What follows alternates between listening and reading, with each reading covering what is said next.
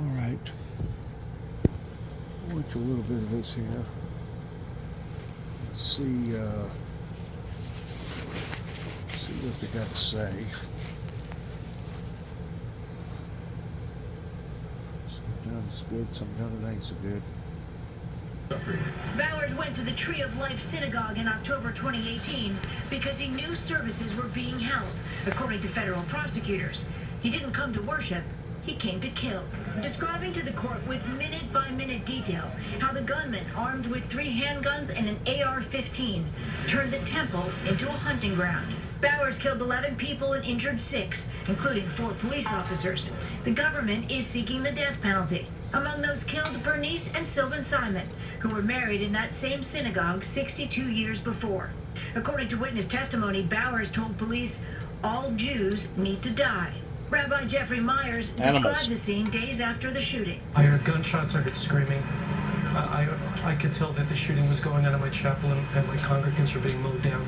Bowers' lawyers conceded most facts in the case, but they disagreed on the motives and are asking the jury to spare their client's life. In closing arguments, a defense attorney said Bauer was driven by nonsensical and irrational thought. In the wake of the shooting, Pittsburgh passed 3 new gun control laws, including a ban on assault weapons. But a Pennsylvania judge ruled that the city did not have that authority. Today, President Biden calling for tougher gun laws nationwide. We will beat the gun industry. We will beat big money that sits behind them. And the politicians refuse to stand up and act. As for this case, it enters the penalty phase, which could last weeks, Lester. The same jury will decide whether Bowers should be sentenced to death. All right, Stephanie, thank you. 3 years after the death of George Floyd, the Justice Department tonight releasing a scathing report finding a pattern of racial discrimination in the Minneapolis Police Department. Shaquille Brewster has late details for us. I don't even see how that they can even debate somebody like that goes in and creates such chaos and harm and hurt upon the people's lives towards them not getting a death penalty. That's one reason why our laws over here has become so lax. People think that whenever they commit a heinous crime like that they're just gonna basically live out their lives, the rest of their lives in prison. And to me, I mean, I've been in prisons. Prisons are bad. But to me, death would be worser, because if you let people know that if you take a life, it's going to be a life required, I think a lot of this would stop. That's just my opinion.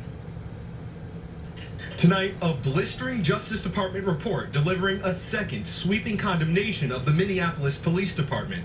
Such conduct is deeply disturbing, and it erodes the community's trust in law enforcement. The 92-page report finding that the department uses excessive force and unlawfully discriminates against Black and Native American people. Black and Native American. Indian people. I tend to wonder that's one reason why that I've gotten the reception that I've gotten, is because I've got some Cherokee blood in me. And by and large, you can say what they want to about the majority of the people over here, but by and large, they're not welcomed. You can't tell me that evil doesn't still dictate and dominate over here in America towards wanting to kill innocent lives, regardless whether it's the Jews, the Blacks, Native Americans, elderly, disability, people that can't help themselves. MPD used dangerous techniques and weapons against people who committed at most a petty offense and sometimes no offense at all. Finding instances where sounds like my story, don't it? Finding instances where officers used force to punish people who made officers angry or criticized the police. See? It's supposed to be freedom of speech. It's got to the point, if you say anything about one of them, I'll get him. We'll be gunning for him next time he comes in town. practices we observed made what happened to George Floyd possible. The investigation was launched the day after the murder conviction of ex-officer Derek Chauvin for Floyd's death. Investigators interviewing thousands of community members and local organizations and conducting more than 50 ride-alongs with officers and crisis responders. We understand that change is non-negotiable. Listing 28 recommendations, including some. And that ought to be that way across the board. In every state, in every county, here in America.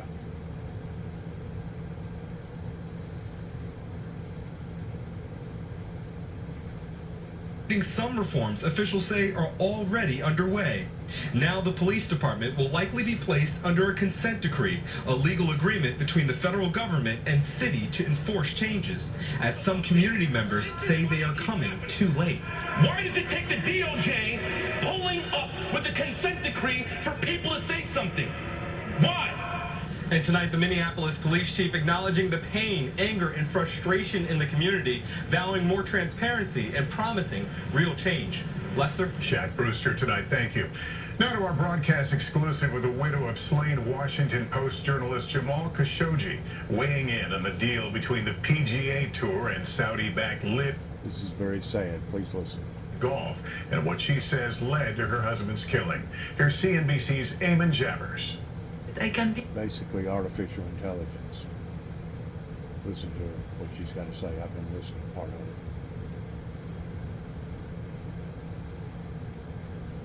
I can be assassinated at any time. How do you live with that? I live in a fear. I don't have a normal life. Hanan Khashoggi says she lives in a state of constant paranoia, particularly because of her phone.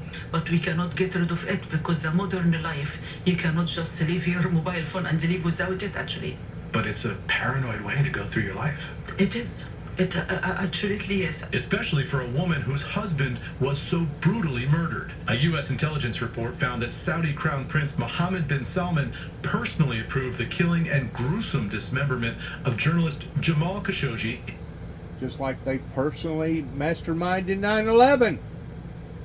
Played it off like they was going to ban bin Laden away from their country, that they didn't have nothing to do with all that. And then it happened. They actually pulled it off.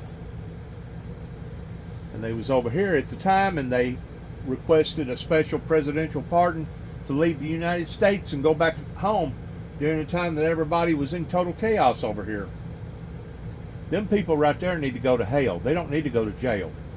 Them people right there need to go to hell where they come from, pertaining to the Luciferian Lucifer that has basically possessed these people, especially I'll just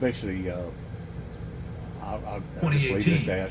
bin Salman has denied direct involvement. Do you believe it was Mohammed bin Salman who ordered your husband's death? I'm not sure about this 100%. Today, she's more focused on finding out how the couple was allegedly tracked and targeted by the high-tech spyware she says played a role in his killing. There you go. Telephone. You're in a country like that, you're not from that area, they're going to be monitoring you, especially if you was like him and he was a big critic about the Saudis. In his killing, what did that feel like to you when you realized that your phone was an open book for your husband's worst enemies? I feel very sore. I feel very sore, but I don't have a guilt because I did try as much I can to save Jamal. In a new lawsuit against Israeli-based company NSO Group, Khashoggi alleges the firm's spyware program transformed her phones into handheld spies and gave Saudi agents key knowledge about Jamal obtained by NSO Group from Hanan's own devices. The company told NBC News it has not received the lawsuit and will respond accordingly.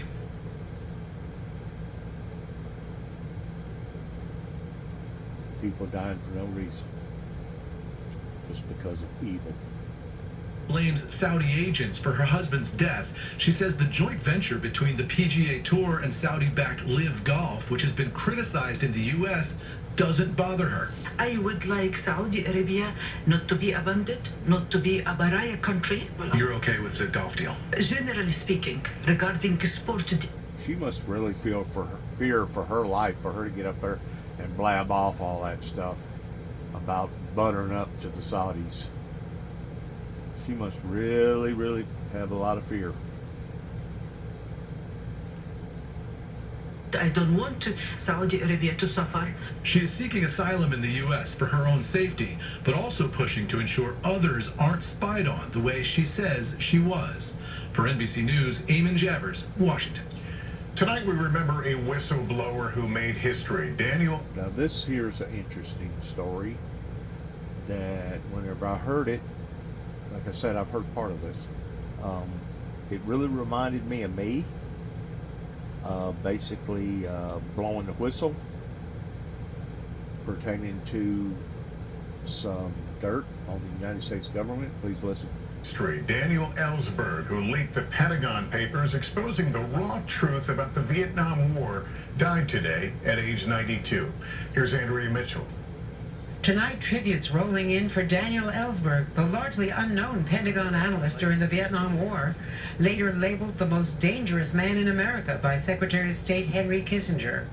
All after Ellsberg leaked the Pentagon Papers to the New York Times and later the Washington Post. 7,000 secret government pages showing the U.S. government had been misleading the public about the growing scope of America's role in Vietnam and that the military doubted its chances of victory. I stole nothing. I did not commit espionage, as indicated by the Espionage Act. It led to a landmark Supreme Court decision on press freedom that helped inspire a generation of investigative journalists. When the Nixon administration tried to stop the newspapers from publishing, the justices sided with the press, and criminal charges against Ellsberg were later thrown out by a judge, citing in part a break-in by the White House plumbers at Ellsberg's former psychiatrist's office, seen as a warm-up to the Watergate burglary that would bring down President Nixon.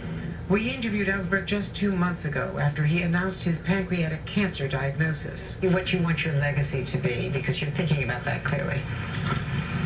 It doesn't pay for me to think about legacy very much. And also telling us, I'm glad I did it. Andrea Mitchell, NBC News, Washington. When we come back in 60 seconds, why it's getting so hard to find a home for sale, plus the concerning new details about the death of star sprinter Tori Bowie. Let's go forward here.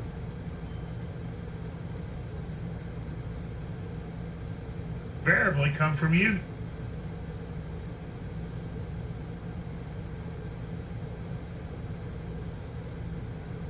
Smile on your face. We're back with new details about the shocking death of Olympic sprinter Tori Bowie. She died from complications of childbirth, renewing the conversation about the disparities in health care for pregnant black women. Antonia Hilton reports. And Tori Bowie. In 2016, Tori Bowie was at the top of her game. So when news of her death at just 32 years old came this May, it stunned fans and fellow athletes. But new details from a medical examiner's report this week show Bowie died from complications of childbirth, something that disproportionately affects women of color. In fact, 3 of her 4 teammates on this relay team that won gold in Rio experienced serious pregnancy complications, including Tiana Madison. I kept telling them something was wrong. They kept checking my vitals. They kept saying, no, you're fine. That's a lot to carry on your shoulders. The messages that I really want, black women especially, to take away from all of that's happening right now is that this is not at all our fault, but it is our problem now. And it's our responsibility to get home alive. According to the CDC, black women are 3 times more likely to die from a pregnancy-related cause than white women.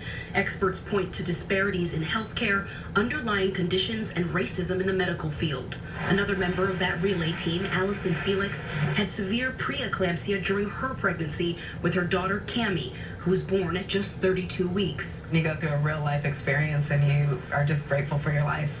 This week, Felix wrote in an essay for Time magazine that Tori Bowie's death couldn't be in vain and that the medical community must do its part. Since her traumatic pregnancy, Tiana earned a social work degree so she could help other women, but she's decided she won't expand her own family. The choice to have children is not necessarily because we don't want any, it's because we're scared of the system and the statistics. Antonia Hilton, NBC News, New York. We'll take a break. When we come back, the milestones we'll always remember. A look back over 75 years of nightly news.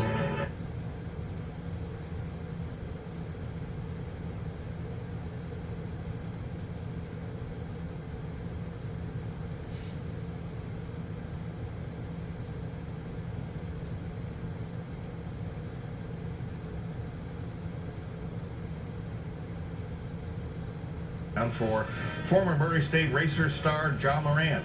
And we're tracking rain chances for the weekend. It's all next at 6. Finally tonight, we want to recognize a milestone that those of us who bring you this broadcast are awfully proud of. NBC Nightly News is celebrating 75 years on the air. Over those many decades, the faces, the format, and look have changed, but not our commitment to all of you.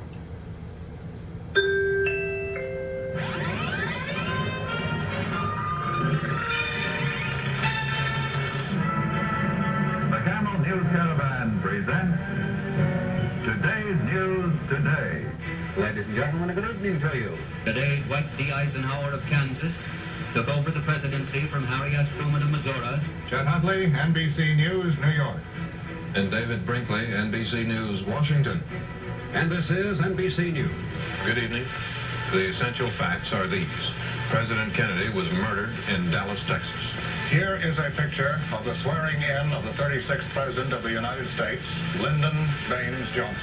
Perhaps 50 years from now or more, when people think of the past, they will look at the pictures from last night.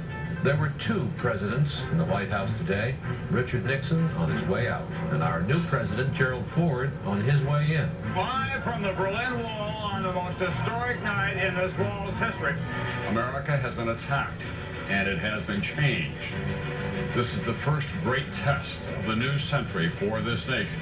Today, all you can see is the thick black smoke that is clouding the area. This is the U.S. Army's 3rd Infantry Division. 1 out of 5 workers are losing their jobs. Good evening from a battered and soaked city of New Orleans. We just need some help out here. You do anything to help these people?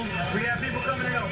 The oil is presenting yet another danger. Barataria Bay.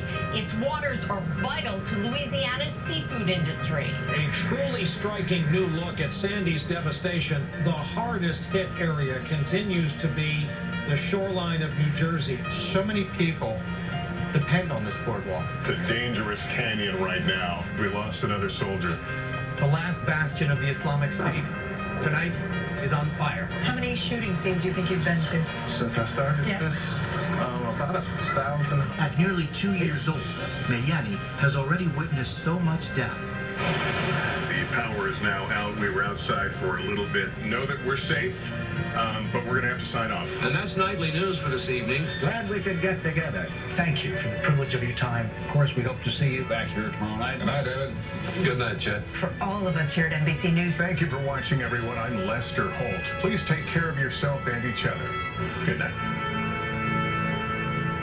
Well, we want to thank all of you for your loyalty as we press forward. Join us Monday when the studio will look a little different. Thank you for watching, everyone. I'm Lester Holt, and once more, do take care of yourself and each other. Good night.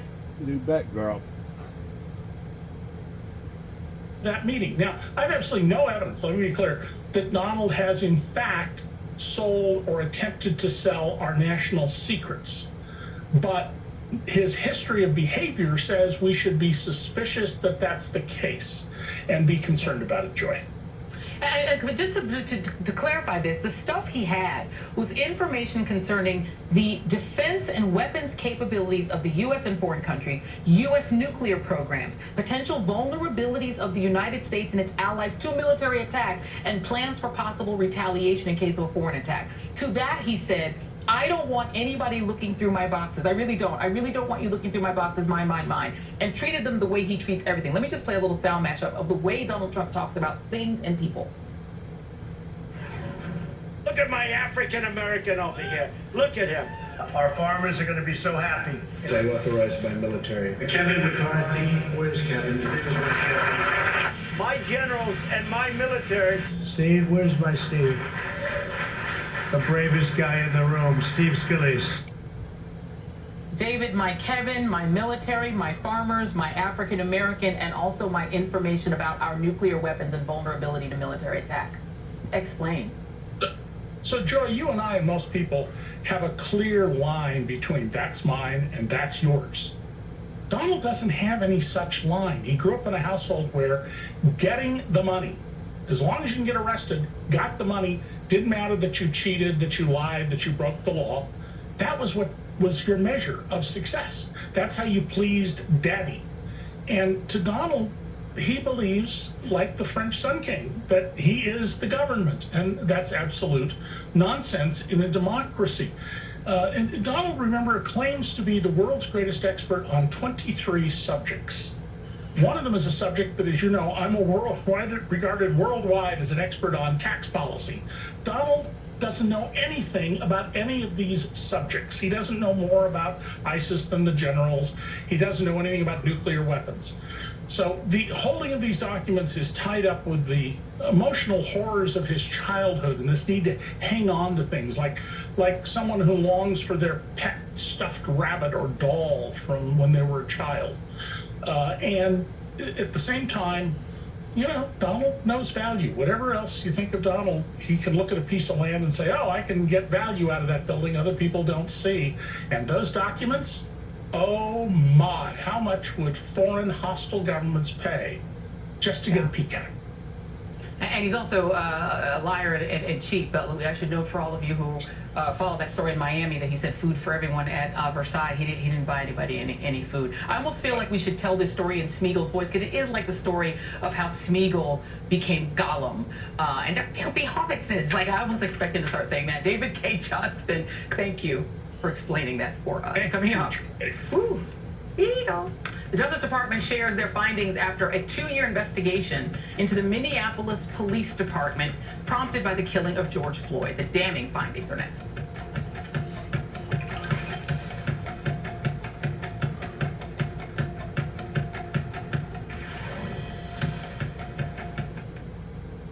We talking about cash backing. Not a game. We talking about cash back. We talking about... We're not talking about bragging. No. Cash backing. Word. We talking about cash back. Cash back. Cash backing. Cash back like a pro with Chase Freedom Unlimited. How do you cash back? My mental health was much better. I struggled with uncontrollable movements called TD, tardive dyskinesia. TD can be caused by some mental health meds. And it's unlikely to improve without treatment. I felt like my movements were in the spotlight. Ingrezza is a prescription medicine to treat adults with TD movements. Ingrezza is different. It's the simple, once-daily treatment proven to reduce TD that's #1 prescribed. People taking Ingrezza can stay on their current dose of most mental health meds. Ingrezza 80 milligram is proven to reduce TD movements in 7 out of 10 people. Don't take Ingrezza if you're allergic to any of its ingredients. Ingrezza may cause serious side effects, including sleepiness. Don't drive, operate heavy machinery, or do other dangerous activities until you know how Ingrezza affects you. Other serious side effects include potential heart rhythm problems and abnormal movements. It's nice. People focus more on me. Ask your doctor about #1 prescribed once daily Ingrezza. Learn how you can pay as little as $0 at Ingrezza.com. This is a Bombas Performance Stock.